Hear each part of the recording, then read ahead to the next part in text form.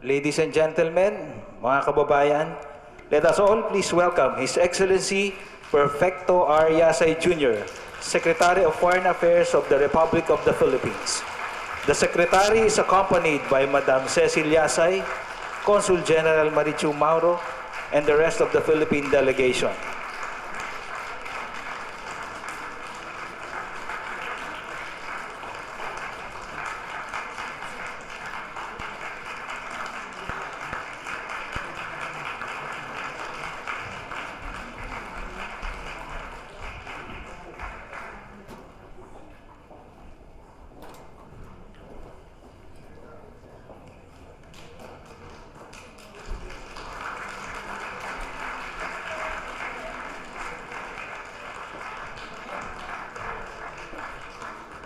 We would also like to acknowledge the presence of Mr. Carmine Paciente, President of Commission, International Affairs, and European Policies and members of the City Council.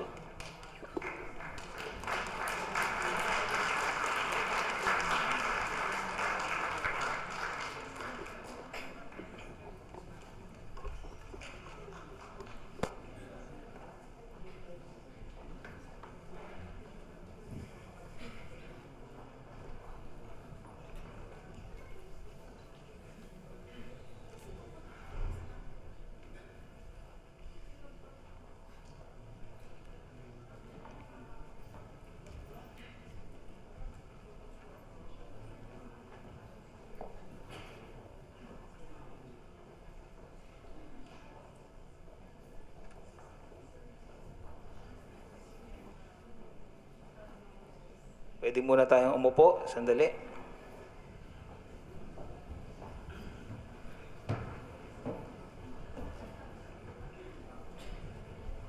Okay, ma'am. Thank you.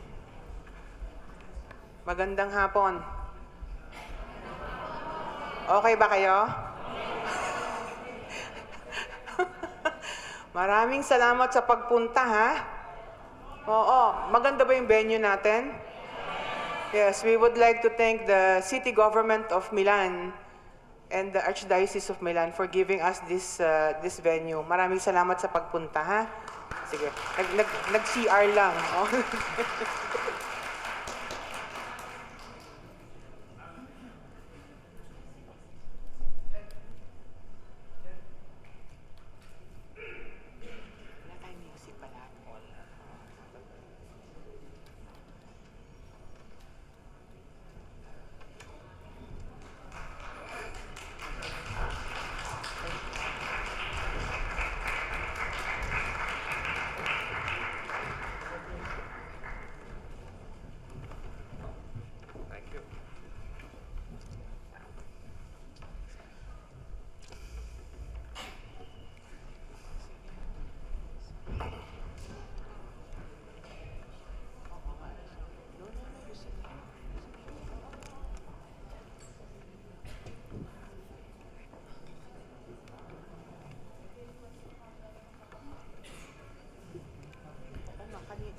Let us all please rise for the singing of the Philippine National Anthem.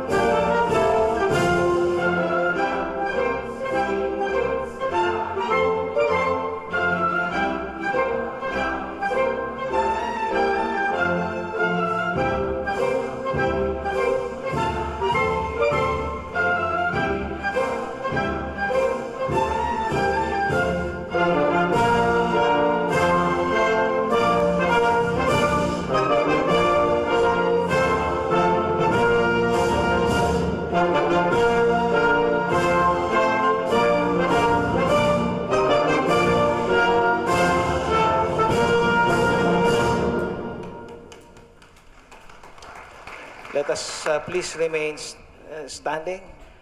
And may I now call on Ms. Rose Usaraga for the invocation.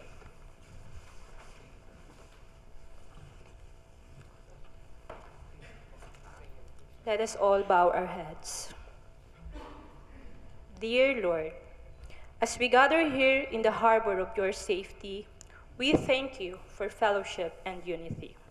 We ask that you will strengthen us, restore us, inspire us with your love, and fill us with your peace, so that as we journey onwards, we would share your love and grace to others, guided with your vision to fill our lives as we seek to rebuild peace and strength. We ask this in the almighty name of Jesus. Amen. Thank you, Ms. Rose, for that wonderful prayer. Please take your seats.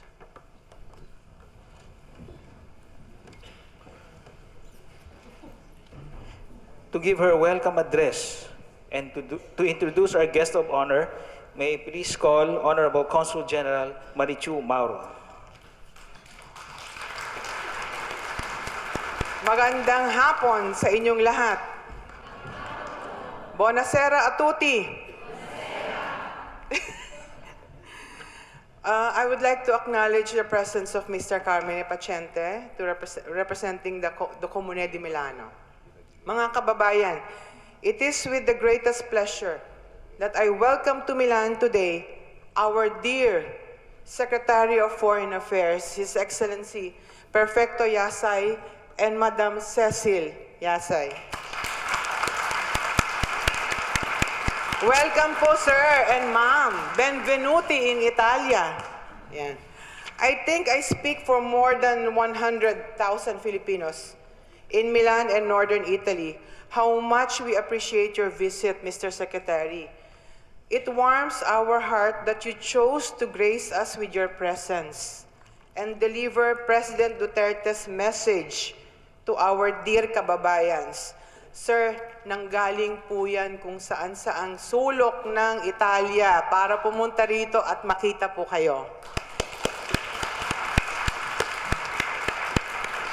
Sir, masayang-masaya talaga kami sa inyong pagdalaw because, Mr. Secretary, kayo po ang kauna-unahang Secretary of Foreign Affairs na humarap at nakipagpanayam sa mga kababayan natin dito sa Milan and Northern Italy. Kauna-unahan since the consulate was established in 1995.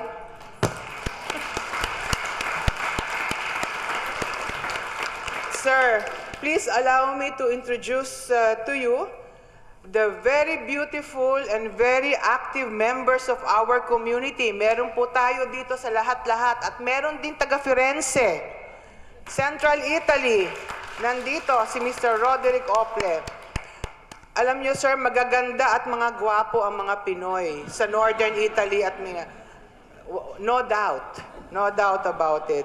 Sir, you are looking at a community that is well-loved, well-respected, and adored by the people and government of Italy. Yan po ang ating mga kababayan. Thank you. Yes. Sila po ang pinaka-hardworking na worker sa buong mundo. This is why it is such an honor for me at aking mga kasamahan sa consulate dito sa Milan to serve them and to look after their welfare. Isa pong karangalan para sa amin. We are honored to serve you sa konsulato. Mr. Secretary, alam nyo, hindi ko na patatagalin yung remarks ko kasi wala nang nakikinig sa akin eh. Hindi na sila nakikinig sa akin dahil excited na po silang marinig po kayo.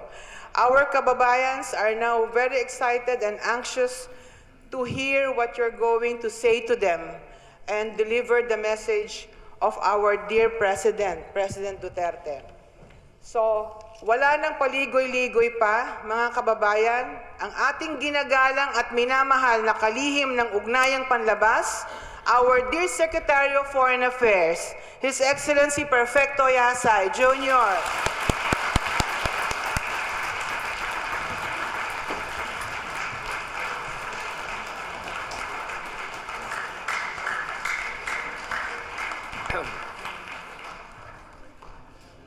Magandang hapon sa inyong lahat.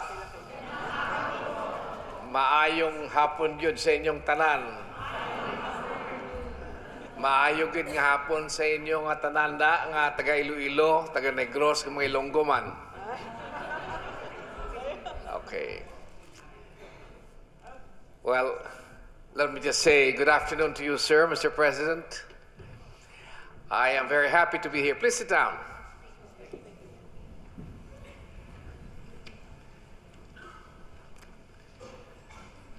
When I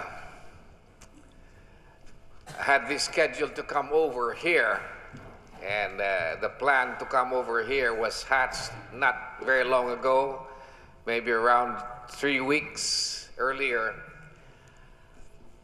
I had made the decision to come to Milan simply because I was told that most of our Filipino compatriots are living around this area. I came to Rome the other day principally to be part of the resumption of the peace talks between the Communist Party of the Philippines, the NDF and the NPA, and the government counterpart.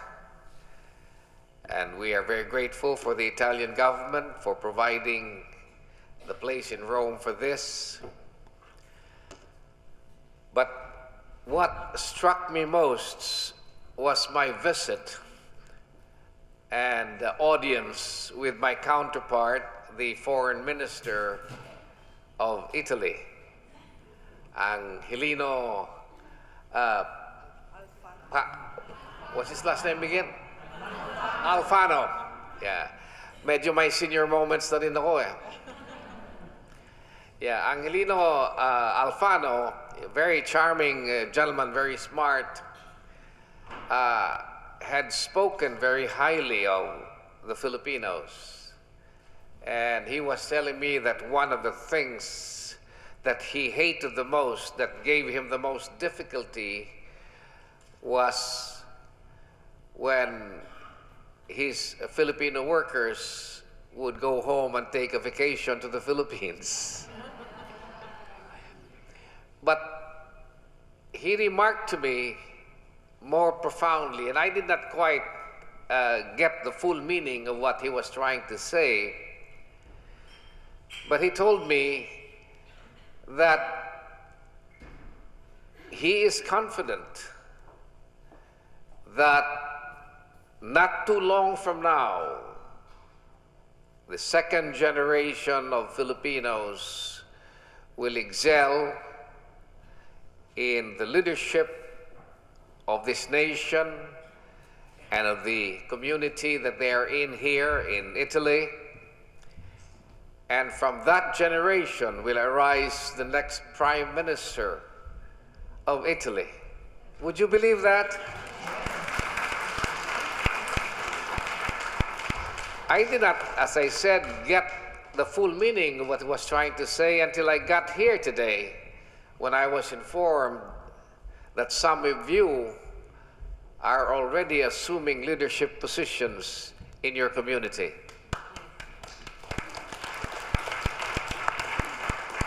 But more than just projecting a vision about what would happen to the Filipinos here, I thought that what he said was a great tribute to the Filipinos who are here. It showed to me that no less than the Foreign Minister of Italy looked up to Filipinos as hardworking, with exemplary qualities, especially in the area of leadership. I could not agree more and say that the Filipinos who are here are very dedicated, very sincere, very friendly, very helpful, and very cooperative.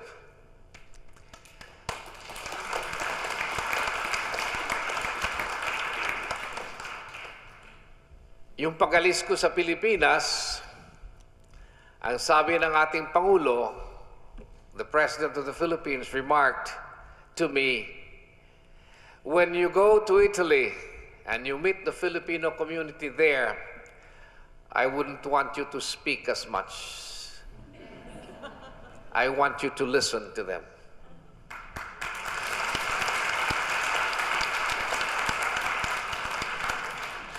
And so, the main tasks of why I am here is to listen to you. And I hope that by listening to you, I will understand the special problems that you are facing and how your government in the Philippines, through our consular posts, our diplomatic posts here in Italy, would be able to help you. Because the centerpiece of President Duterte's program, insofar as OFWs are concerned, is to make life much easier for everyone.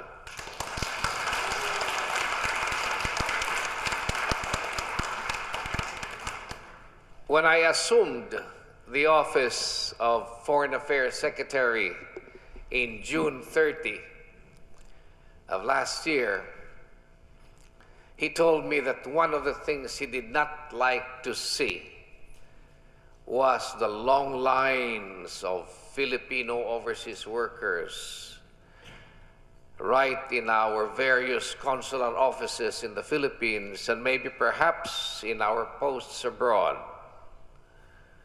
waiting to be served. The lines in the Philippines have been long, and he wanted to make sure that as soon as every overseas Filipino worker will go into our office to seek for assistance and service in the form of renewal of passports, getting the necessary working papers to be able to come abroad and work, they will be served immediately.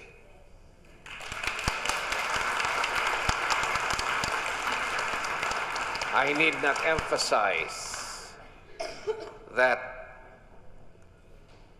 all of us in the Philippines, especially during the hard times when ordinarily our economy would have faltered, we were buoyed and inspired by the fact that our overseas Filipino workers, regardless of the tremendous and overwhelming difficulties that they faced abroad, managed to make sure that our economy in the Philippines would be alive and well.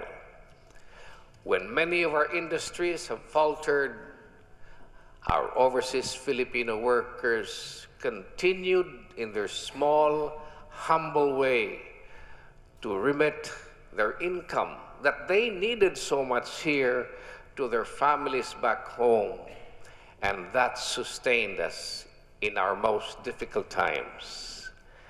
And it's about time that we must repay all of you, our unsung heroes. And the least that we could do is, according to our president, to make life easier for all of you.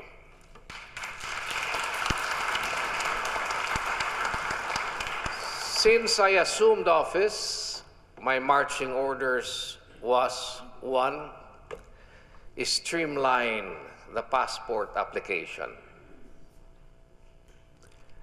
Now, we want to make sure that when you apply for your passports, we will not be requiring a duplicity of documentary requirements to prove your qualifications for the passport.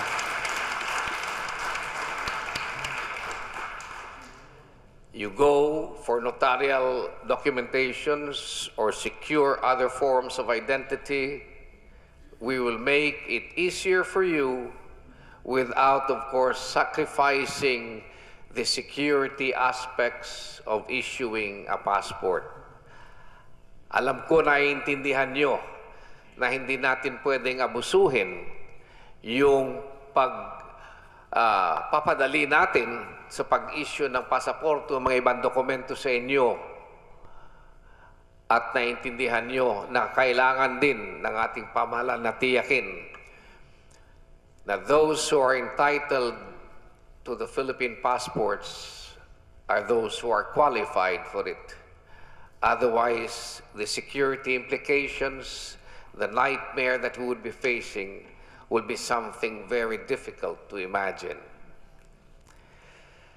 So, that is one thing that we are now trying to implement. Sinasabi natin that the passport application, once you have applied for it, if you're in the Philippines, will take not more than 10 days. And if you want to go for an expediting of the application, you will get your passport in 7 days.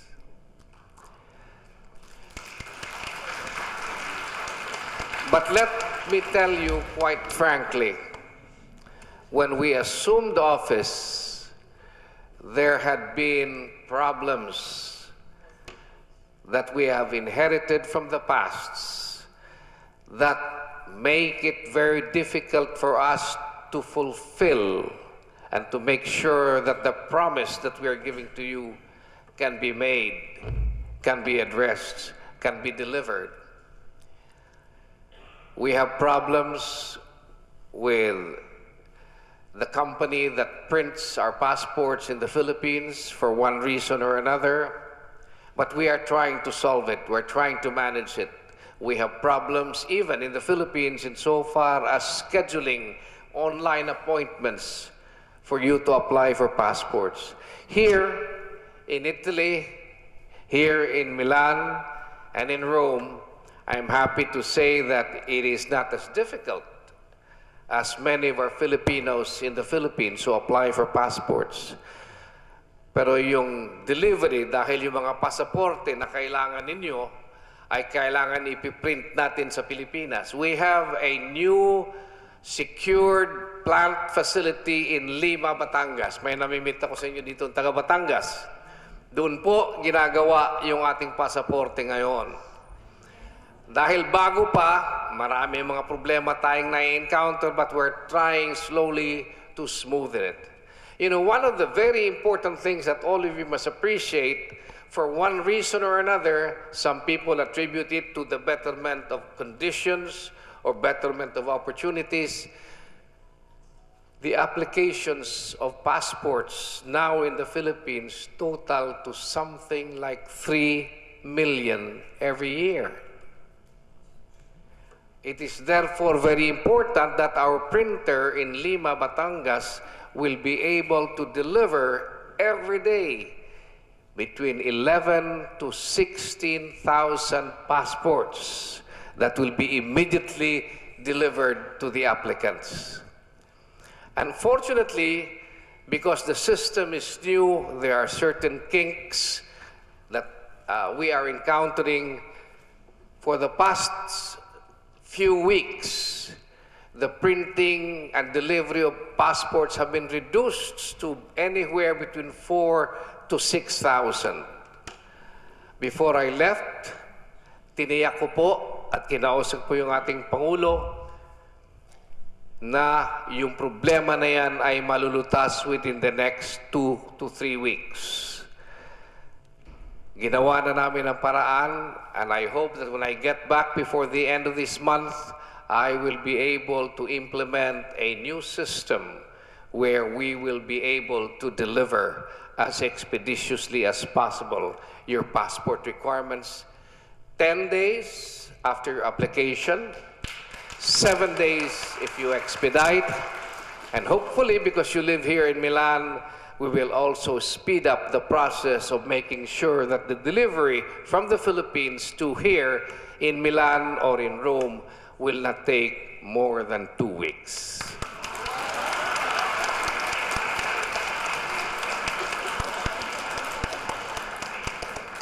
Hindi ko po ginagawa ito dahil ito ay kagustuhan ko. Totoo na itong kagustuhan ko at itong kagustuhan ninyo. Pero ito po ang utos ng ating Pangulo sa amin. And before I forget, the President had personally asked me to thank you all for the support that you have given him. And if it were not for you, he would not be president of the Philippines at this time.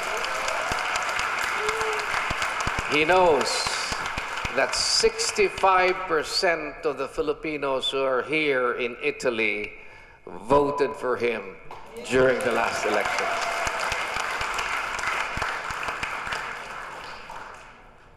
We also have a pending bill in Congress where the passport term or validity period will be increased from 5 years to 10 years.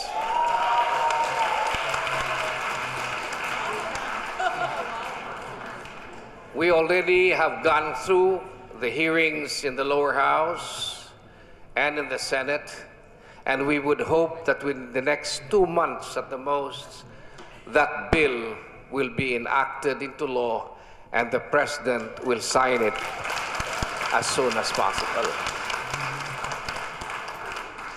Because of that, excuse me, you can be sure na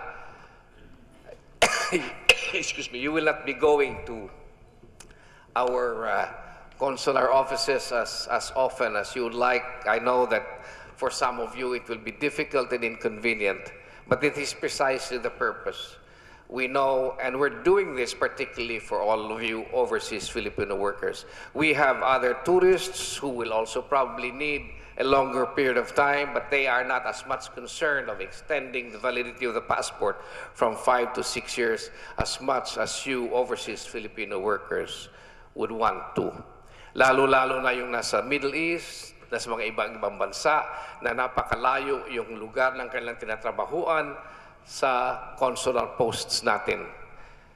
So as you can see, this is the very first time that it's going to happen, and it has and will happen during the term of President Rodrigo Duterte. Mayroon ding ginagawa yung ating Pangulo at inutos niya sa amin, at ito ay pinapag-aralan natin ng husto. And we would hope that before the year ends, we would be able to have a clear picture of whether or not this can be done. Pero yung utos niya is that for overseas Filipino workers, there should be only a one-stop shop type of office. Kukuha kayo ng POEA clearance, kukuha kayo lahat ng mga dokumento, NBI, and so on and so forth. Isang puntahan lang, nandun na rin yung DFA. Sa ngayon po, if you go to the Philippines, in all of our RCOs, our regional consular offices, we have a lot of them now in the Philippines, from the north all the way down to the south in Mindanao. And we have in Manila about 8 or 9 of our satellite offices that serves our Filipino, mostly OFWs.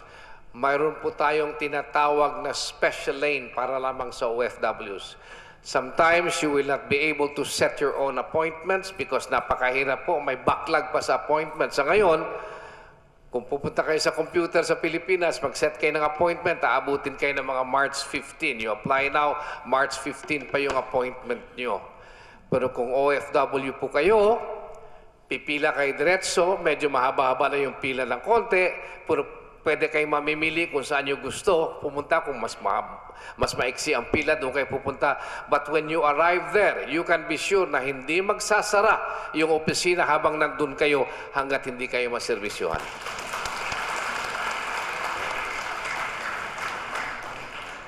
Bago po ako umalis, I talked to the Secretary of Labor and I told him, bakit naman natin pa nire-require yung ating mga overseas Filipino workers pag umuwi sa Pilipinas, magbabakasyon lamang, na kukuha ng re-entry or exit o permit para makabalik sa kanilang lugar ng trabaho. Sabi ko, lalo-lalo na yung galing sa Italy o doon nagtatrabaho, talaga namang may trabaho sila doon. Masaya pa nga sila. Mas malaki pa nga sweldo nila kaysa sa ating nasa gobyerno. And if it is not being done now, you can be sure that that will no longer be required in the future.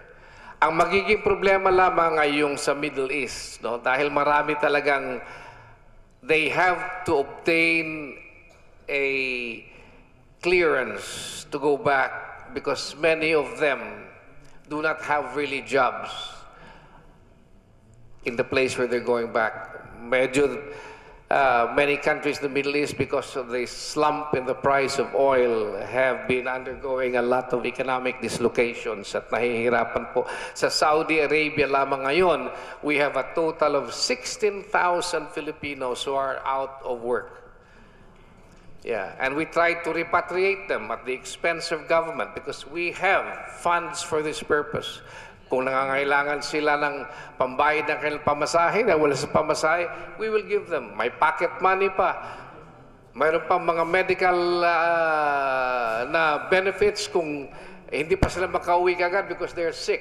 But this is our response to our OFW workers abroad.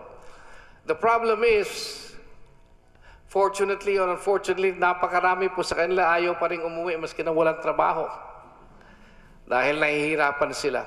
Kaya sinabi ng ating Pangulo, this is what our President said, that the real solution to our overseas Filipino workers' complex problems is to make sure that one day in the future and hopefully soon, if they should go abroad to seek jobs, they will not be going abroad to seek jobs because they are forced in doing so. It will be because it is a matter of choice for them, because at that point in time, there will be jobs available for them in the Philippines. But in fact, I envy many of you. Kanina lamang, I had lunch in a restaurant dito sa Milan, and I was asking one Filipino, proud Filipino, how he was paid, and I was informed that he receives a pay much higher than the Secretary of Foreign Affairs. Sabi ko, magpalitan na lang tayo ng trabaho. But these are the things that we are trying to do. And I would like to assure you na marami pa ko siguro kayong mga problema na hindi namin alam na kailangan i-share nyo sa akin ngayon. So, before I run out of time in being able to answer your questions, I'd like to end now, and maybe perhaps in my response to your questions, I would be able to add on as part of my speech what I would have wanted to say in direct response to the questions that you will be asking. So let me end here, but before I do so, let me just say very briefly, one of the problems that I had faced as an overseas worker myself, ako po had been living in exile during the martial law years in the Philippines, in New York. Kasama ko po yung aking misis. When we were working there, I lived in New York, and in the New York, Connecticut, and New Jersey area, there were something like, at that time, in the early 80s, late 70s, about 36,000 Filipinos in the tri-state area. What was very problematic for me was that there were 36 Filipino organizations in that area that did not see eye to eye. They were Filipino organizations that were not known as Filipinos, but they were known as Association ng mga Bicolanos, Asosasyon ng mga taga Davao, taga Sorsogon, taga Cebu. Wala po tayo narinig na a consolidated, unified association as Filipinos for one reason or another. I hope this is not true here, but I'd like you to understand that when you come abroad, especially kayo taga Milan, in Italy, you come here, the people who appreciate what you do and who are proud with the things that you have shown to them, your friendship, your warmness, your dedication, your industriousness, your honesty, your faithfulness, they look at you not as someone from Cebu, not as someone from Batangas, not as someone from Iloilo, but as a Filipino. So ito ko po masasabi sa inyo, be proud of your identity as Filipinos. I am proud of my identity as a Filipino, and I know that together we can do a lot more for our country. Many of you may have assimilated yourself here already. Many of you may have been Italian citizens already, but I know deep in your heart you will not forget that you remain to be Filipino nationals. And you will always make sure that one way or the other, you owe it to the country that you are here. And when it's payback time, you will be ready to pay back to the people who have left or left behind your share in making sure that their life will also be a little better. Thank you.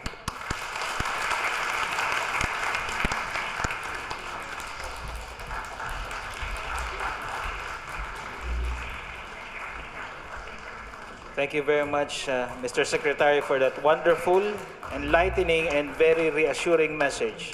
Thank you very much, sir. Okay. All right.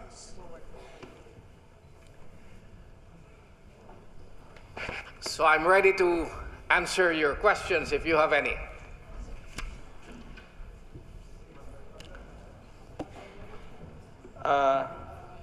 Please,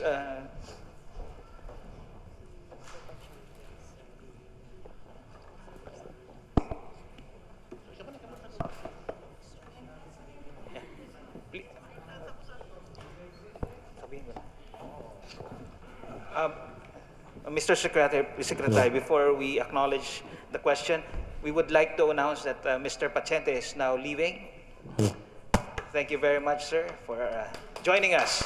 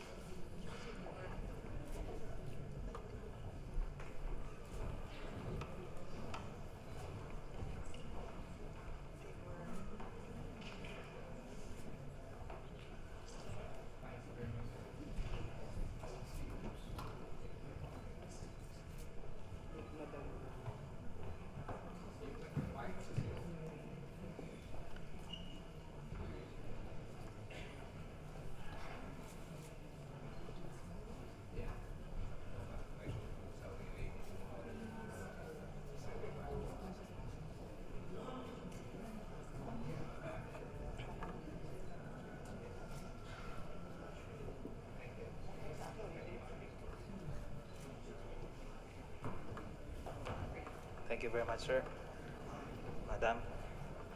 So the Secretary is now inviting questions from the audience. May we please, please introduce yourself and your organization to be recognized. Thank you. Good afternoon, Secretary Perfecto Yasay. Ako po si Roderick Ople, National President ng OFW Watch Italy and convener ng Clamor, Convergence of Leaders for the Advancement of their Omnibus Rights. Pwede po mag-elaborate, sir, ng konti. Bahagya lang pa bago ko tumungo dun sa aking pagtatanong. Last year, February 21, we had a national dialogue with kasama ang PCG Milan and then yung Philippine Embassy. That was attended by our Ambassador Nolasco. Then, from then, nagkaroon na ng ilang mga suggestion yung community since ang OFW Watch Italy ay isang national organization from Napoli, Cagliari, Rome, Tuscany, and then Northern Italy, Turin, Genova. Almost every province and cities dito sa Italy ay part ng aming alliance. No? So, at least 120 organizations yung part ng OFW Watch Italy. And then, after that, nagkaroon pa ng magkakasunod na dialogue, no? March 12, sa Bologna po ito nangyari. And then, nagkaroon ng July 3, dito po yun sa konsulato nangyari. At nagkaroon po ng October 21 sa Florence, no? Yung tatlong magkakasunod na dialogue na yon, ang dumalo na lang po sa amin para i-follow up yung aming mga request ay ang PCG Milan. No. Ngayon, para po ibigyan natin ng concrete na halimbawa, ano yung mga nangyari doon sa mga dialogues na yon, kaugnay po ng, kuha po ako ng kodigo. Kaugnay po ng services, dati po ang mobile outreach po dito sa Milan at Northern Italy ay mga 18 mobile services lang. After the dialogue, umabot po kami ng 28 mobile outreach. Ibig sabihin nun, mas lumaki po yung bilang na naserbisyuhan para sa pagpapalit ng passports. No? Yung po after nun. At yung pong telephone line ay nasisiguro po natin na gumagana dito sa PCG Milan. Kaugnay naman po ng fees, no, yung mga bayarin, alinsunod po sa panawagan ni Presidente Duterte na mag-streamline ng fees, policies, etc. para sa kaginhawahan ng mga Filipino at mga OFW, dito po naayos natin yung authentication fee. Kung ang document ay galing sa NSO, hindi na kailangan pang i-red ribbon. So nabawasan po yung bayarin ng mga Filipino. Dito po yun nangyari sa PCG Milan.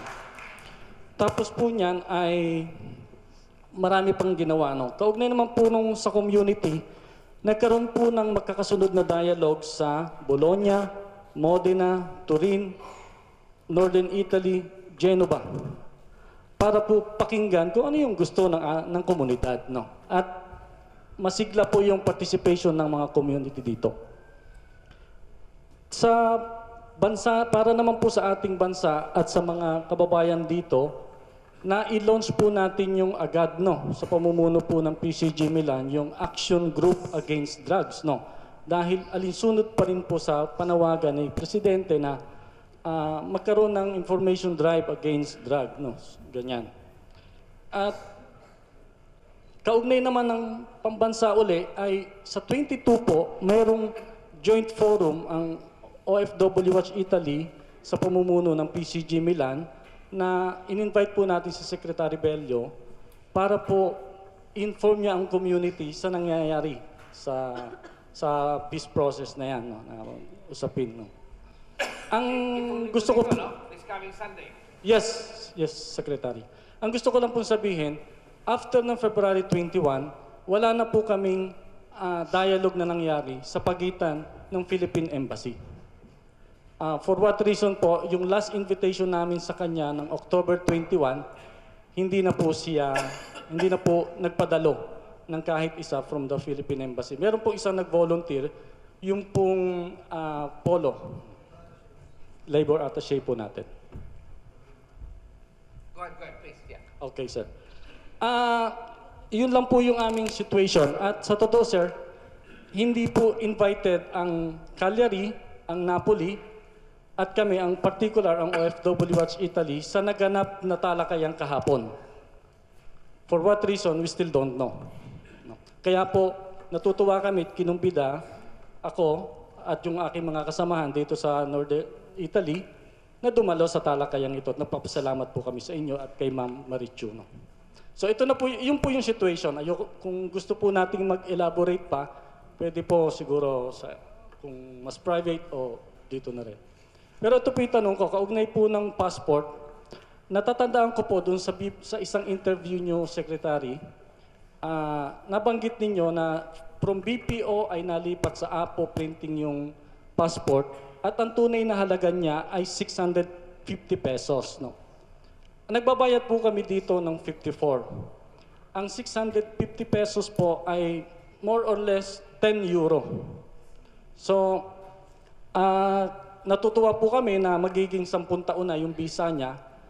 Gusto lang po namin magtanong kung ang halaga ng passport ay 650 at ang passport dito po sa Italy ay 54. Ang request po ng OFW at Italy, at least 30 or 35 euro man lang sana. Isa po yun, sir. No? Pero ito po yung atay nung aming gustong sabihin, yung kaugnay po ng bilateral agreement, particularly on social security and pension. No? Isa po yun. No? Dahil Yung social security bang sinasabi mo dito o sa Pilipinas? magkadugtong po, Secretary, dahil marami po ngayon dito, at least mga 30% ng Filipinos, ay nakapagtrabaho na sa Pilipinas, katulad ko po. Meron po akong 10 years experience sa isang financing company. At ako po ay 45 years old na. So, kailangan kong kumplituhin yung 40 taon ng pagtatrabaho dito. So, na 10 taon pa lang akong regular na dokumentado dito. So, ibig sabihin, I need another 30 years bago mag-pension. Kung ma-incorporate po sana sa pamamagitan ng bilateral agreement, yung aking work experience sa Pilipinas at yung dito, 20 taon na lang ako magtatrabaho at makakapag-integrate na po ako sa Pilipinas. No? Yun po yung sa bilateral. Tsaka po, sir, yung portability of pension. Kasi dito, sir, pag yung document... Pwede ba nating Mr. Ople, dahil napakaraming subject matter yung binibigay mo, baka makalimutan natin sasagutin eh. Ha? Isa-isahin natin. Okay? Let's just break it down para madali natin sagutin. Unahin ko muna yung sinasabi mong regular dialogue. Nabanggit din yan kahapon sa aming talakayan sa Roma. At sinabi ko din sa ambassador natin, it's always a very nice thing for you to continue on with the regular dialogue. Make it as regular as possible. You have it once a month, once in or twice a month. It's all up to you. But I guess once a month to me is good para makapag-usap kayo. And you may not talk to everybody.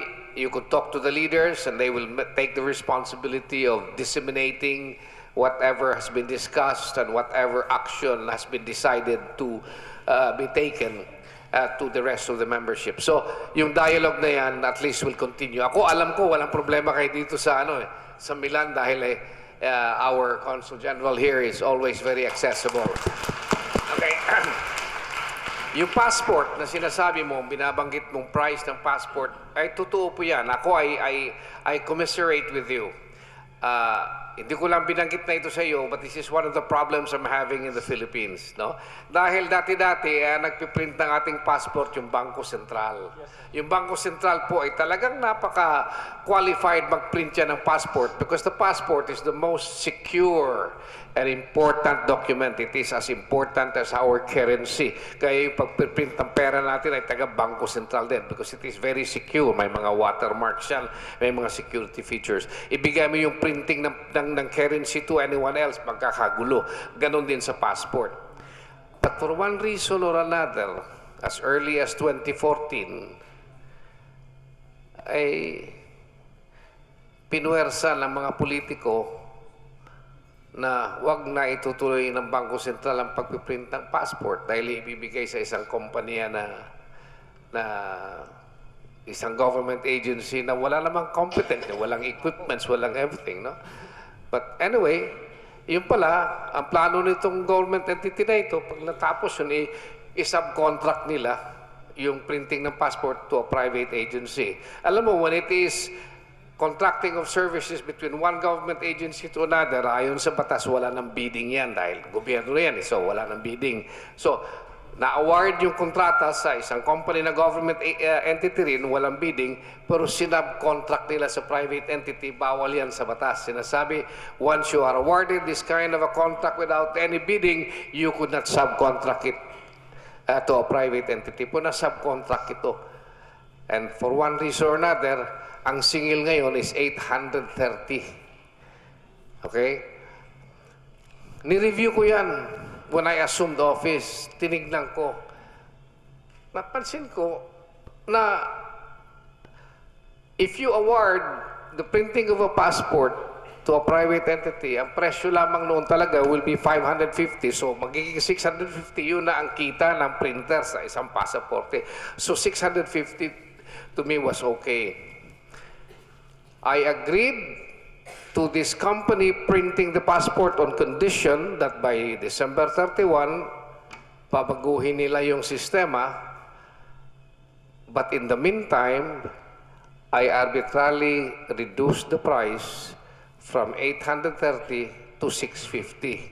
My idea was, once they review at nakikita ay talagang 850 ang bagong presyo ngayon, then I have no problem with that. But kung napapatunayan ko na hindi naman talaga 830, but it is really fair and equitable to charge our customers 650, then we will continue with that 650 and make arrangements for how we would be able to restore this money to the public. Unfortunately, hanggang ngayon, hindi ko pa nasusolve yung problema dahil yung private entity sinasabi, kaya kami nagdi-delay dahil hindi nyo kami binabayaran ng 830. Eh sabi ko, kaya ako hindi magbibigay sa'yo ng 830 dahil pinibigay yung publiko. I only pay you 650, but you show to me that 650 is not fair, and I will agree. But in the meantime, you have to print the passport and agree to deliver the passport on time. Sabi niya, no, you cannot force us because we are not signatories to the agreement. Ang agreement niyo is with the government agency. Wala. So this is the problem that I'm facing. But bear with me. I'm trying to solve that problem too. Thank you, Okay? sir. Now, yung panghuli mo na sinasabi so far, ano yun? Yung Social Security? Yes, sir. Okay. Yung bilaterals na binabanggit mo? Yes, sir. Okay. Yan ay talagang we will continue. Okay. Yes, the other day, when I met with the foreign minister of Italy, I signed a memorandum of understanding where we will have regular consultations to discuss bilateral concerns and issues affecting Filipinos, and we will be doing this on a regular basis. The first one that will take place on account of this memorandum of agreement on a joint consultation basis will be this coming April. So I will make sure that I'll bring this up on how we can somehow merge what you're saying na yung pagbayad yung Social Security sa Pilipinas, kung you could also impute and somehow credit your work experience here for that purpose. It's not gonna be easy, Yes, sir. okay? Dahil, alam mo, you know how Social Security works. You have to contribute. If you do not contribute, ay talagang hindi pwede. I'll tell you my sad experience. Ako, I became chairman of the Securities and Exchange Commission, and I worked for government coming from the private sector for 7 years. At the end of the 7 years, bayad lang ako ng bayad. Hanggang ngayon, wala akong makukuhang pension dahil I never got vested. You see, so this is the problem. But that is how it's supposed to work. If you continue paying and then you leave for one reason or another, either because you're already old or because you're an official and you were not renewed or your term ended, pag hindi ka vested, wala kang pension matatanggap. So ako, wala akong pension matatanggap hanggang ngayon. But that's the problem. But we will try to discuss that with your counterpart here. No, para with our counterpart, tingnan natin kung how we will be able to address this problem. But I share with you the concern, and I think we'll have to push hard for this. Okay? So Thank this is you, the sir. fourth aspect. Sir, nag-request na lang kami na, if possible, magkaroon ng discussions about this para naman makapagtanong din yung iba. Kasi marami pong concern na yun na magkakasunod, yung portability, etc. Yung educational, yung mutual agreement on recognition for the academic records, etc. Sir. So, Yeah. salamat po. Okay. Alam niyo yung portability, ano? I'm sure you understand that. Ang problema lang natin dyan is that para malutas natin, you have to get the approval of two government entities, one here in Italy and the other one in the Philippines. Kung isa lamang magdedesisyon at yung isa hindi, it will not work. So, we'll work towards that. Okay? Okay, thank you. Any other question? Yes. And then you're next. After, sige, siya na muna ha. Left, right natin, okay? Yeah. Yes. Good afternoon po sa ating lahat at lalong-lalong sa ating kagalang-galang po na Secretary of Foreign Affairs. Ako po si Sonia Munsod, PRO po ng Junior and Senior Foundation here in Milan. Ang katanungan lang po namin, Secretary po, ay halos ang problema kasi po ng mga OFW dito po sa Milan and Northern Italy, tungkol po nga po sa mga passport po na always delay po na ang pagre-release. So, yun ang nagiging problema po namin. Ngayon po, ang katanungan po, paano po kaya ang paraan po o solusyon po na gagawin po ng ating gobyerno under the administration po ng ating presidente po, sapagkat ito po yung talagang problema po ng mga Filipino workers po dito sa Milan. Maraming salamat Yeah. po, Secretary. Ito nga po yung binanggit ko sa inyo kanina, no ha? Dahil ang proseso natin ngayon for security purposes ay ang printing ng passport talaga magagaling sa Pilipinas.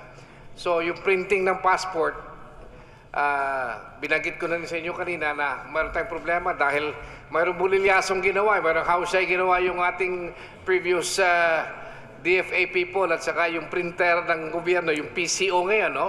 APO, Associated Printing Office or something like that. It's a government entity. We're trying to resolve it.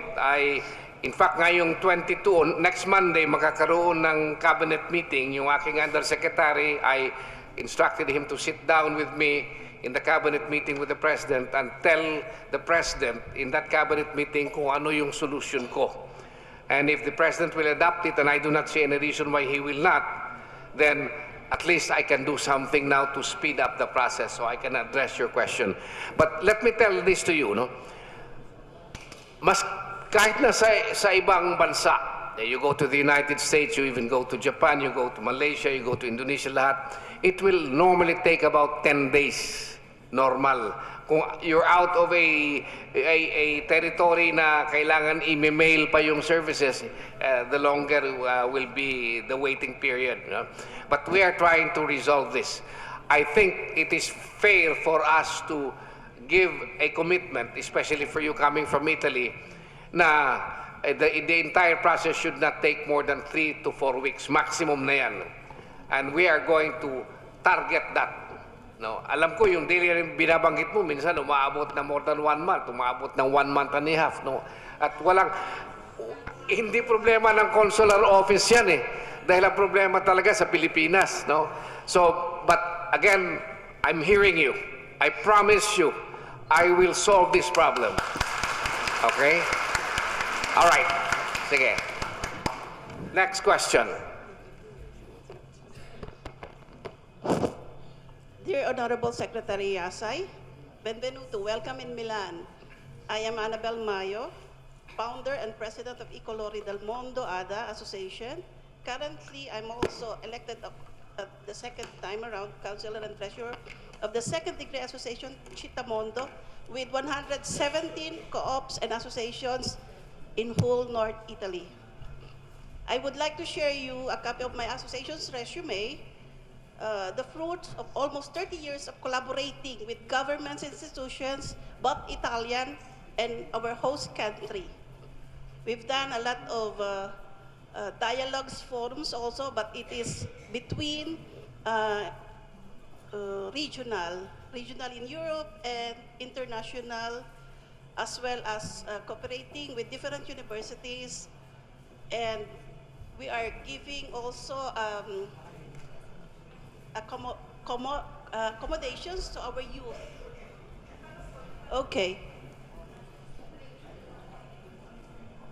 Please leave me for 2 minutes. Icoloro del Mondo ADA was a non-profit, is a non-profit association organized under the Italian law. And since 2007, but we are operating since 97. the history and activity, the increasing number of residents, foreigners, immigrants of the municipalities and province of Milan has led us to the establishment of informal groups of migrants from the different country of origins, whose goal was to conduct various intercultural activities as well as support groups for new residents and foreign immigrants. ICDMA, which is our association, was established mainly for the common interest of the various groups of residents and foreign citizens here in Italy. Excuse me, Miss Okay. Annabelle. I with will due respect, tell you now all the I can send you the email of what we've done in 30 years. Can we already ask the question? Ano? Okay. Yes. The question is, okay, having done social problems and programs, may I share with you the suggestions, not question, from my experience as an OFW and social welfare. First, I suggest that we, third sector, with your government, institution, prioritize activities to promote cultural programs that uplift the Filipino image. There is still the motion for the word Filipinos as housekeeper. For the sake of the skilled generation, second Filipino generation, living in Italy, it is the right time to do what is the right and what is to focus on cultural and that is to focus on cultural program, especially for second generation Filipinos. Do they really know the culture of their roots? The hurdles, however, like language and lack of institutional excuse me, support should be excuse me, addressed. Miss Annabelle. Thank you sa mga inputs. I know we would, as much as possible, marinig namin yung iyong statement. But we would just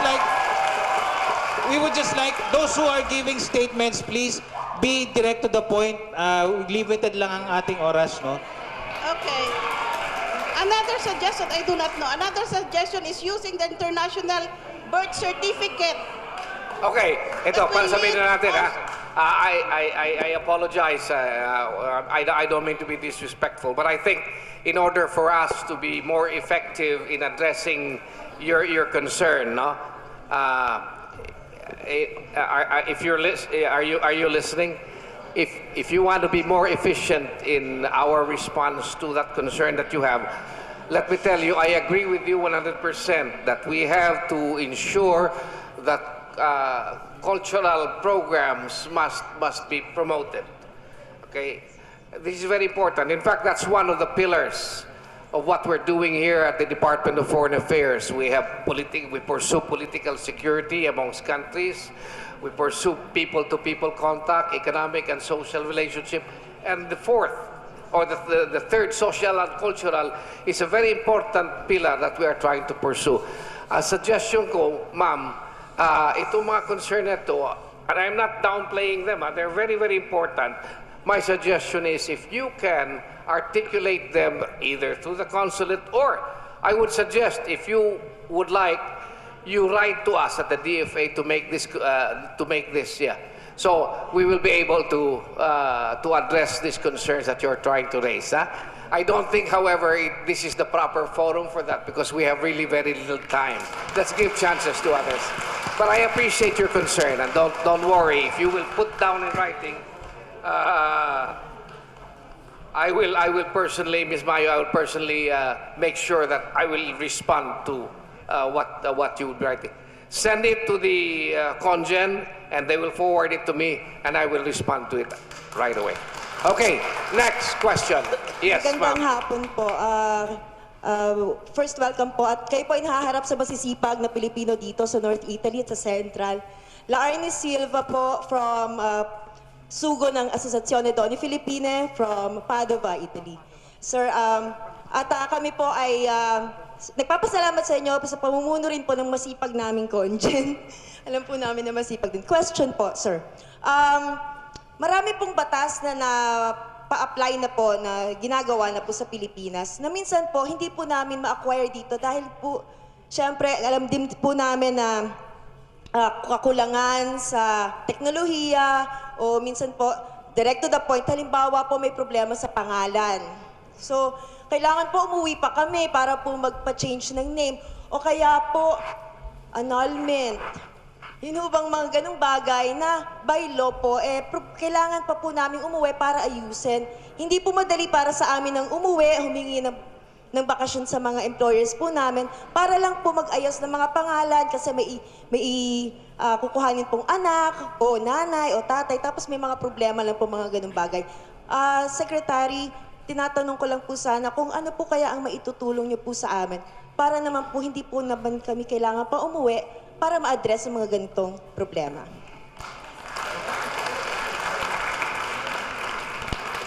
Alam niyo po, mayroon na rin nagtanong ng ganyan sa room, no? Ang problema, the way I understand your problem here is that sa Pilipinas kasi mayroon tayong batas na nagsasabi na ang pangalan ng isang tao will include a first name, a middle name, and a last name. Yan ang sa Pilipinas. Normally, yung middle name will be the maiden name of our mother. No? Kagaya sa akin, ang pangalan ko ay Perfecto, first name. Dapat tama na yun dahil kung wala lang ibang Perfecto, pwede na siguro yun. But a middle name ko is Rivas because that's my mother's maiden name. And then last name is Yasay. But I'm a junior. So, kung hindi ko ilalagay yung middle name ko,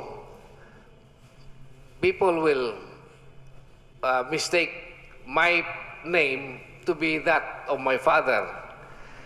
Perfecto Yasay yung father ko. Ako Perfecto Rivas Yasay.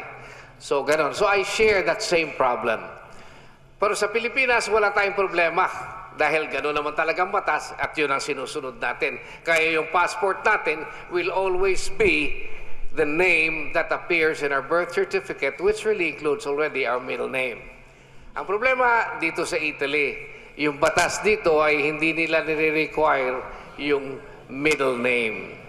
Now, I agree that there could be some problems that may arise as a result of that. Na pinag-usapan na namin ito sa ating ambassador at in fact I also discussed this very briefly with our congen and nakikita ko na pwedeng pakiusapan yung ating local government dito, ang ating government dito na they should integrate the name, our second name in our first name. Kagaya sa akin, wala kasing box dito sa birth certificate mo sa documentation.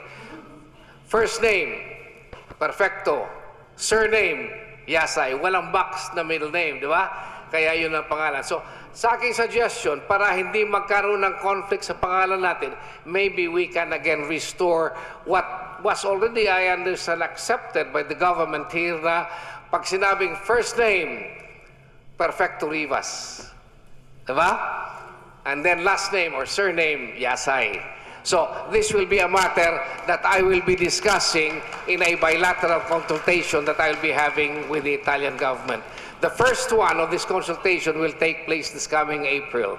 All right, so I will raise this as a matter of course. I hope we will be able to solve it on that basis. Okay. Thank you. Okay. Next. Yes po. Good afternoon po, Mr. Secretary. I am Angeli Bernal, the president of the Philippine Nurses Association in Milan. It's an honor here to be here and meet you personally. I've been here since 1996. So may konting years na rin po ako dito sa Milan. And what I observed is that sa ating pong Philippine Consulate, wag na tayong lumayo. With our Philippine Consulate po, I think as Congen have discussed before na they are serving almost 100,000 Filipinos in northern Italy.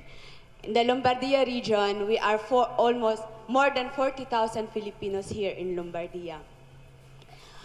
At sa akin pong kaunting taon na nandito, nakita ko po na ang PCG Milan or the consulate personnel are in short. Yung sa ratio na lamang po, ilan po ba sila? 15 or 18? Hindi lang naman po kasi passport yung ginagawa sa Philippine consulate.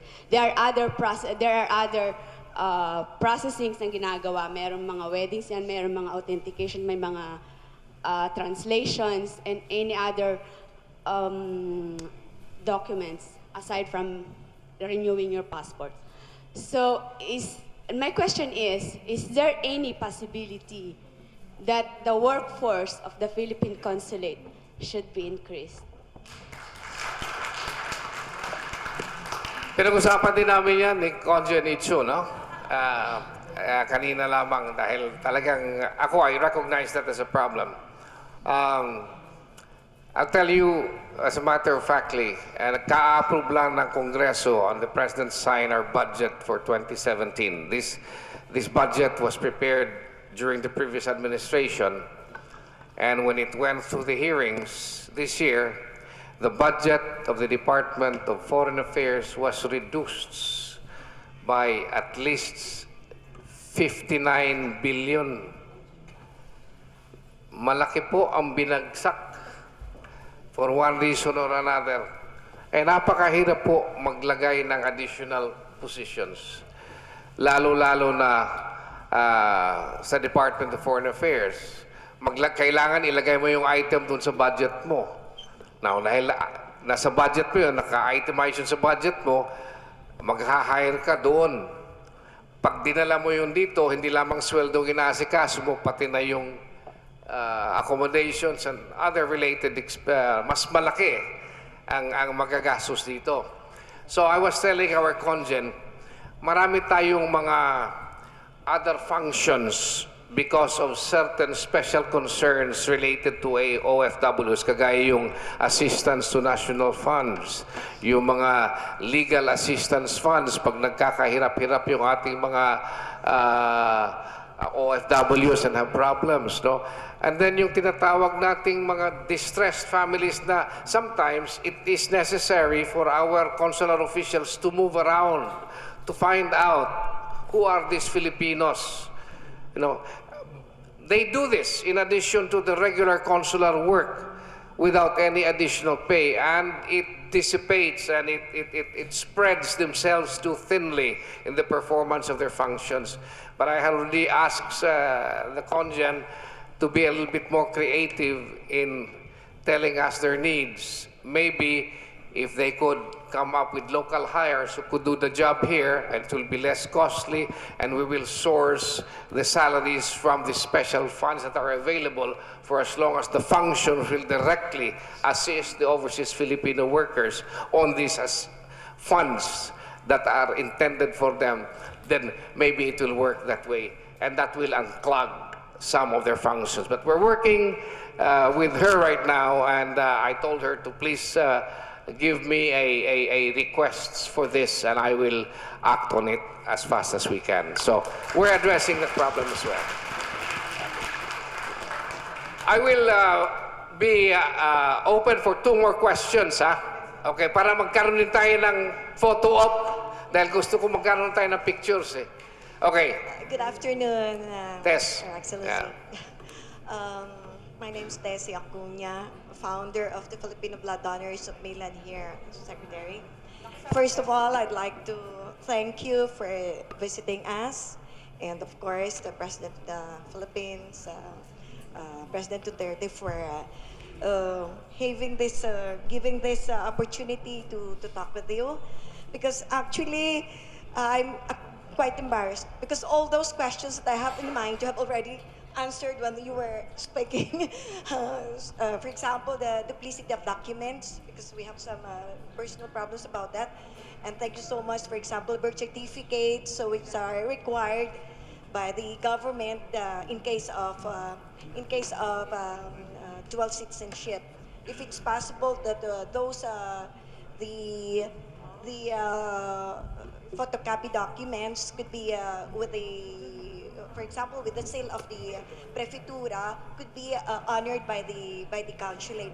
But the problem is not the consulate. The problem is the legislation there is is not honored. There should be always an original birth certificate from the Philippines. So I do understand that. I hope that it will be solved also, Secretary. But one more thing. One more thing, I just want to thank personally the Department of Foreign Affairs, because I heard from Maura that you have that we have received a reward from the Department of Foreign Affairs because of the Filipino blood donors of Milan. Thank you so much, sir. Thank you so much, Conjen. You have been very, very helpful, very, very supportive, and I through personal experience, Ma'am Conjen. In the name of the Philippine Consulate General, I'm really very happy that they have tried to answer all our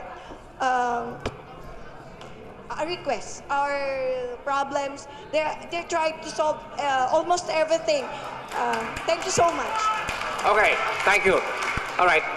Doon sa streamlining of documentations din, we are addressing that right now. In the application for dual citizenship, I think it's now much easier for anyone to apply for dual citizenship. All you have to show is your Philippine passport, your birth certificate, and then the fact that you have been naturalized, and then the consul here can make a decision on that already. If there will be some questions of doubt insofar as the documentation is concerned, all the consular office will have to do is shoot the question to us, and we will respond immediately. And so, again, this is part of our services to all of you. All right? So rest assured that we will continue to improve our system. We will continue to make sure that we will make things easier for all of you. Okay, that lady there who was raising her hand with the flag. Hello. Yes, you. Okay. Magandang gabi po ulit. Okay, pagkatapos. Okay, sige. Ako po si Ray Hilario ng Samahan ng mga Pilipinong Portinayo sa Italia, President at sa ngayon po. Ang tanong ko po ay, ano po ang programa at inisyatiba ng ating mahal na Pangulong Rodrigo Roa Duterte para sa lahat ng mga Pilipinong manggagawa sa labas ng bansa? Sa kaalaman ko po ay kami ang nagtatrabaho sa labas ng ating bansa ang may malaking naitutulong o ambag na para sa ating ekonomiya. Ano ang benepisyo na maaaring maibigay ng ating gobyerno kung kami ay senior na hindi na makapagtrabaho pa? Yeah.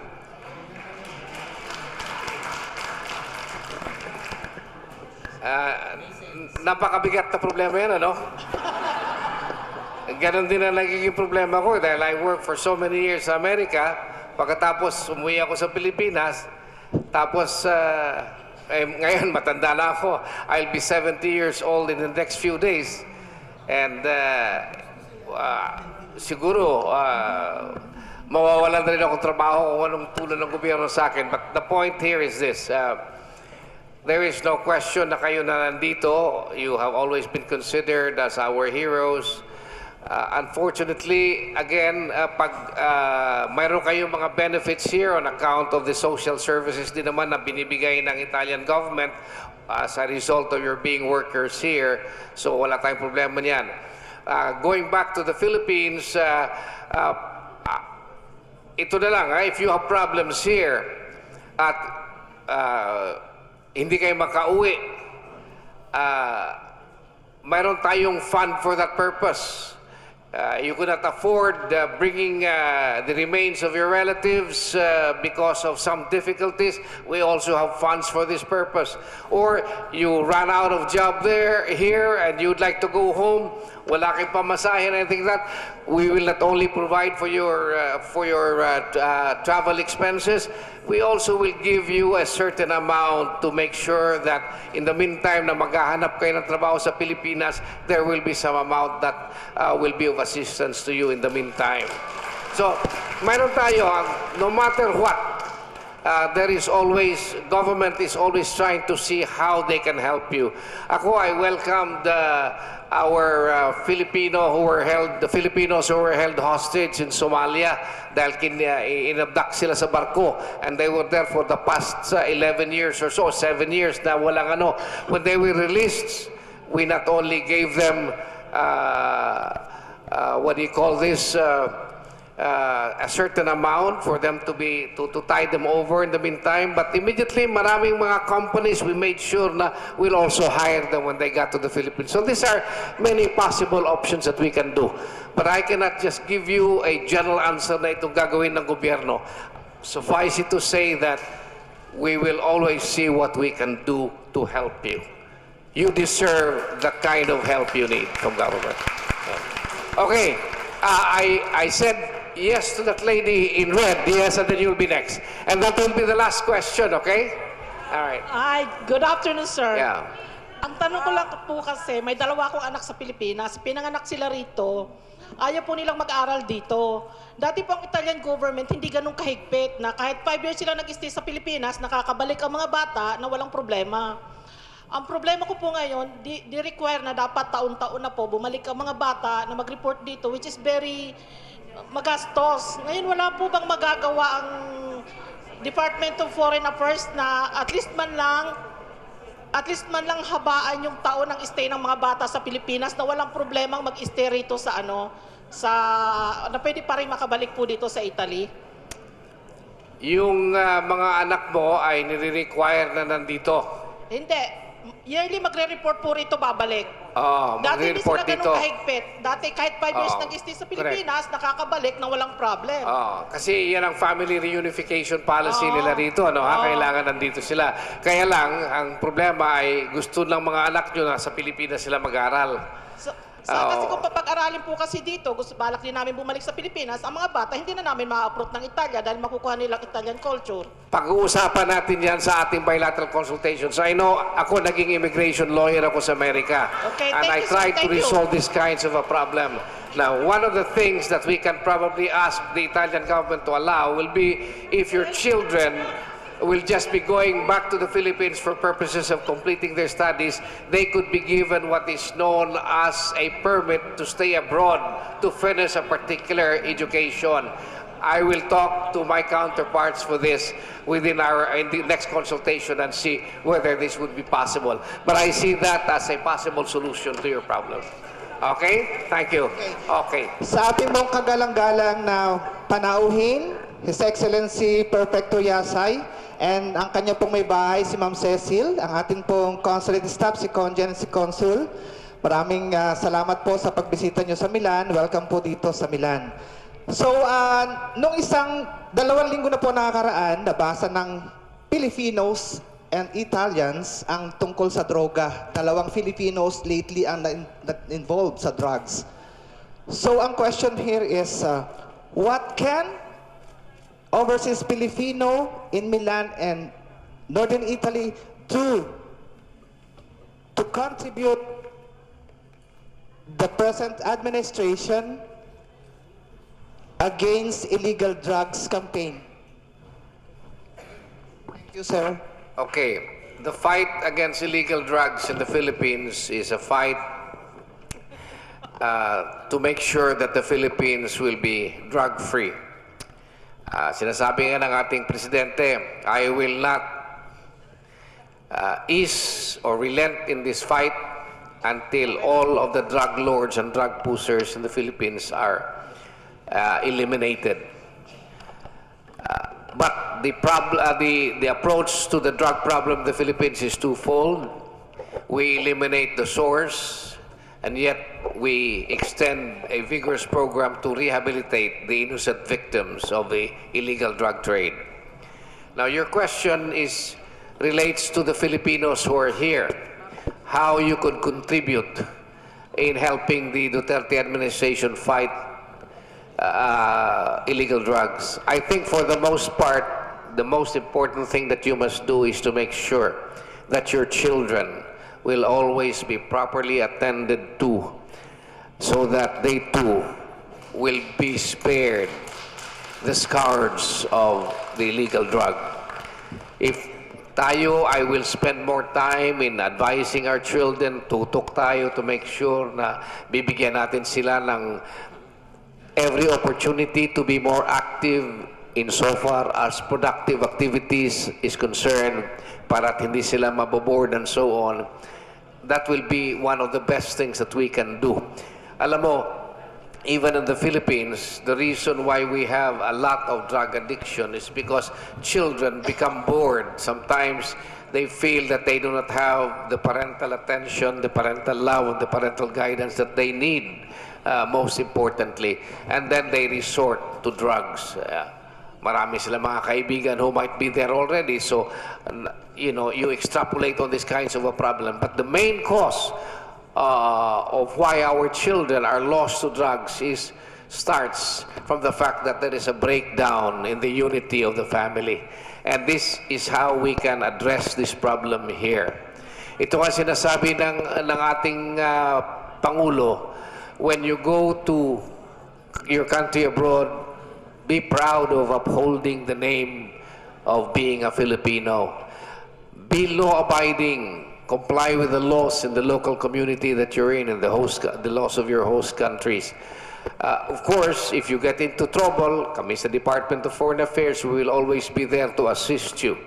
But there is nothing that we can do if, in the course of the justice system, for instance, here in the local area where you are found guilty in accordance with the justice system here.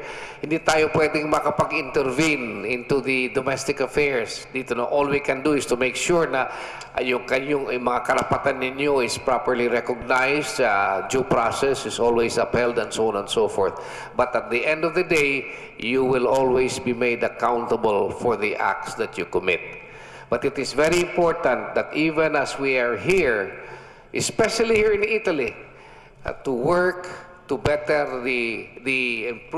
our lives, the quality of our lives, our children, and then most especially here in Italy, they encourage family unity. They allow you to bring your family in here. This gives you the opportunity to make sure that your children are not left out behind. No?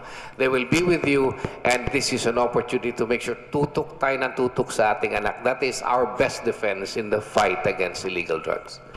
Sir, kung papayagan po ninyo, may idadagdag lang po ako tungkol sa fight against illegal drugs. Nung nakaraang taon, nung November at December, kung naalala po ninyo, tinatag po natin ng North Italy Action Group Against Drugs. Agad. No? And it was positively accepted by the community. So magkakaroon po tayo ng core group meeting in the coming weeks, no? So, ipagpatuloy po natin yung core group agad. Maasahan ba namin yun sa inyo? Okay, thank you, sir. Okay, I understand there are two more here that we should accommodate for the question. Okay. Drugs. Okay na, okay. All right. So, palagay ko, ano pang mga question na mayroon kayo, itanong nyo sa ating congen, ha? And then, alam mo, pag hindi niya kayang sagutin, nire-refer niya yan sa amin. I will assure you na kung ano mang mga question na i-refer ng congen sa amin for policy consideration, I will respond immediately. All right? That is my policy. Okay? All right. Now, I really thank you for this opportunity of being here. At I know that this will not be my last time. Ako'y natutuwa na sinasabi ni Congen na akong pinakauna-unang Foreign Affairs Secretary na pumunta dito. And this will not be the last, I promise you that. I'll be here. All right, so thank you very much again for this opportunity. And if it is possible, maybe we can have a group picture for us here. So I will have some souvenir and memories with all of you tonight.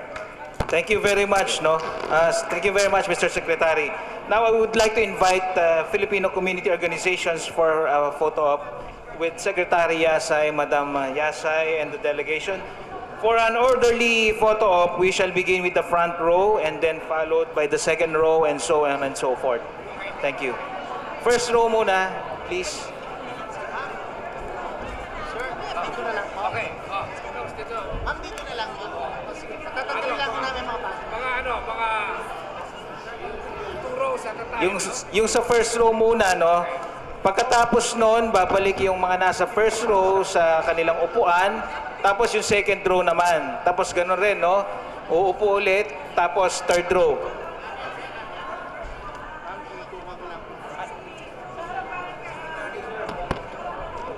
yung mga Philcom members, no, delegates, sa harapan, sa harapan. Hindi na kailangan umakyat.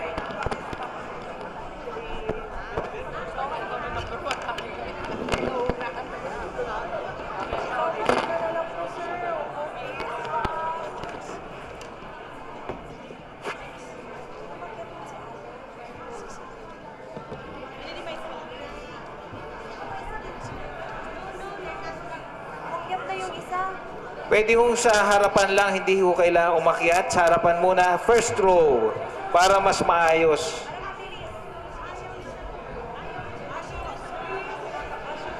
Please, kailangan ho namin ng inyong kooperasyon. Maraming salamat po.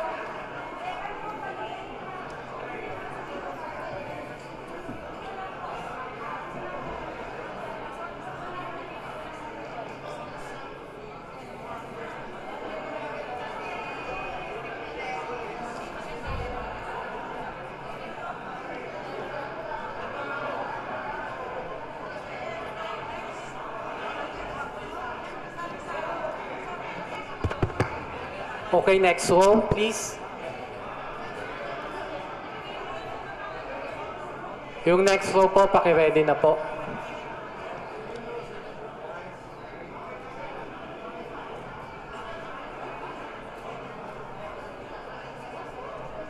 Okay.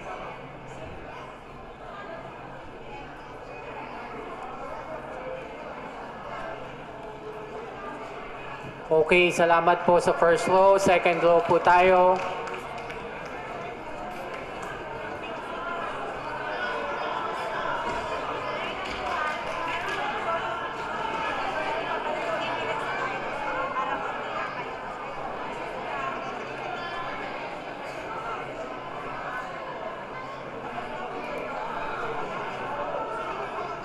Second row po. Lapit na po lahat ng second row.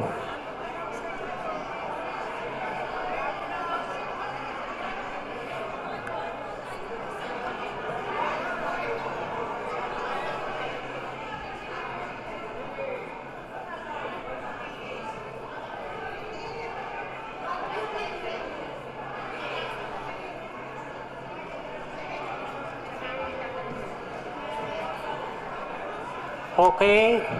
Salamat po. Third row po.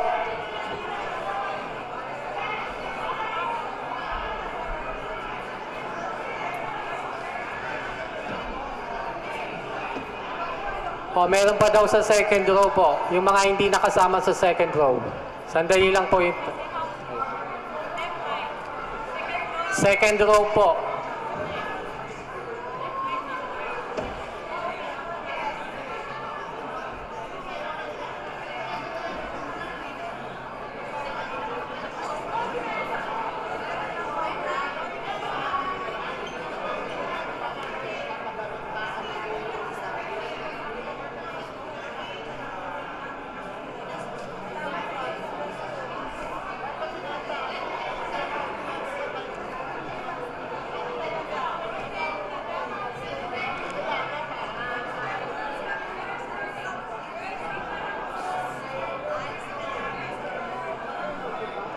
Okay, maraming salamat po. Next group po, next group.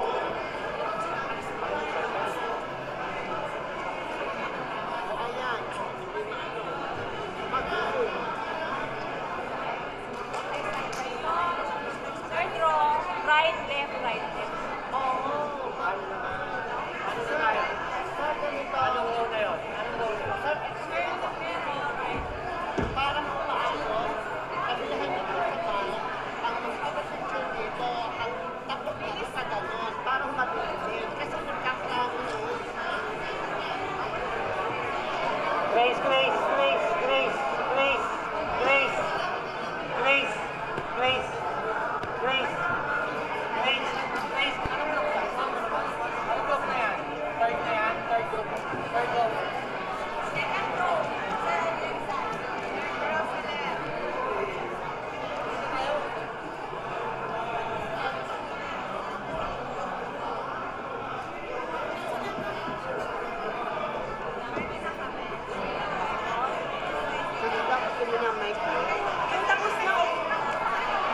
Yung tapos na po, meron po tayong... Grace, may pagkain doon, Grace. Grace, pwede na yung pagkain. Pwede namang pagkain. Yung tapos na po magpa-picture, meron po tayong pagkain dito po sa kanang side po. Pagka-picture po, pwede po tayong magmerienda po sa side. Next batch po tayo, next batch. Yung tapos na po magpa-picture. Maintindihan ko ano.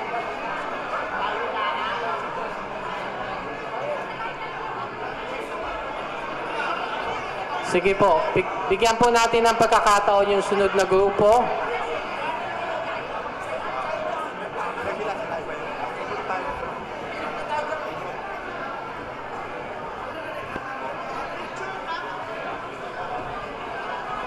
Huwag po nating salubungin yung mga lumalabas po.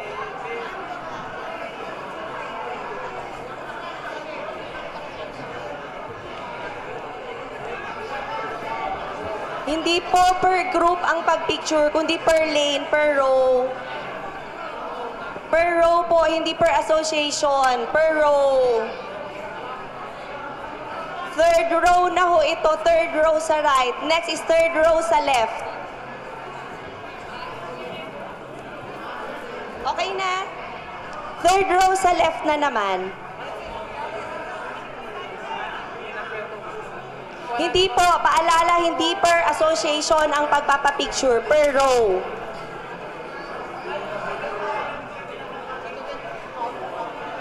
Okay. Okay, third row sa left. Third row sa left. Doon po ang exit. Okay. Third row left. Mamaya na po ang...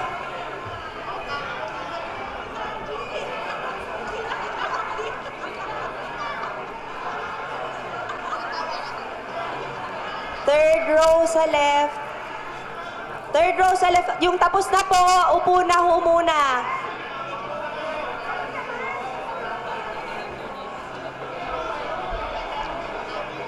Per row po, per row. Oo, per row. Hindi po per association.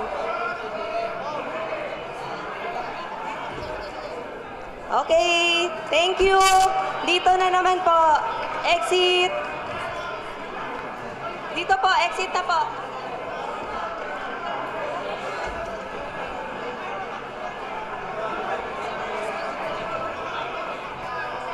Hindi po na...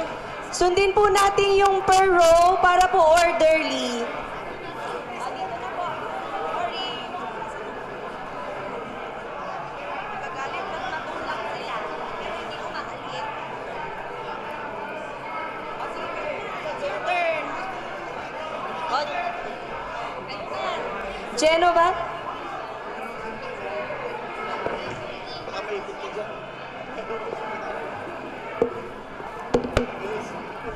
Wala na yung row.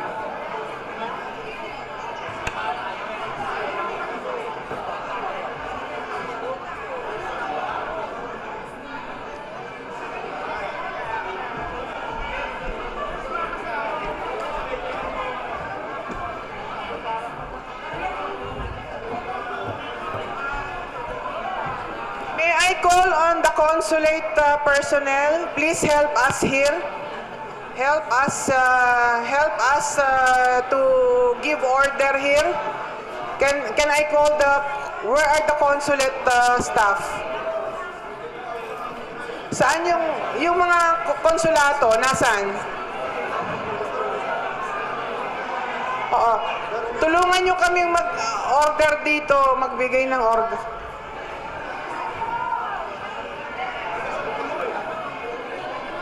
Nasaan sila Tony? Nasaan si Tony? Nasaan sila? Tulungan nyo kaming mag-ano dito, mag-sergeant at arms dito. Nasaan ang mga taga-konsulato?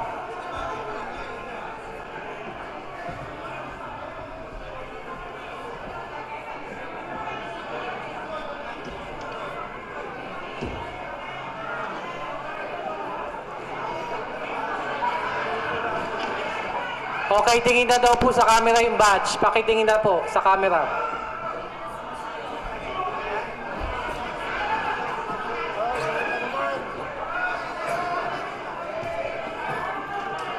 Okay po, next group po, next group po. Wag po nating salubungin, yung tapos na po. Wag po nating salubungin.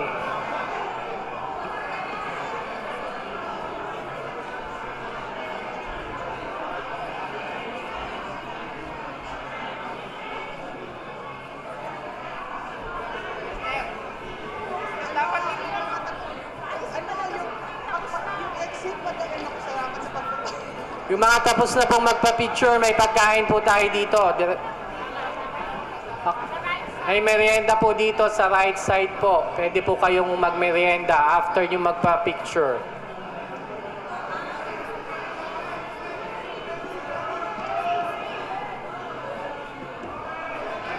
Okay, maraming salamat po. Next group po.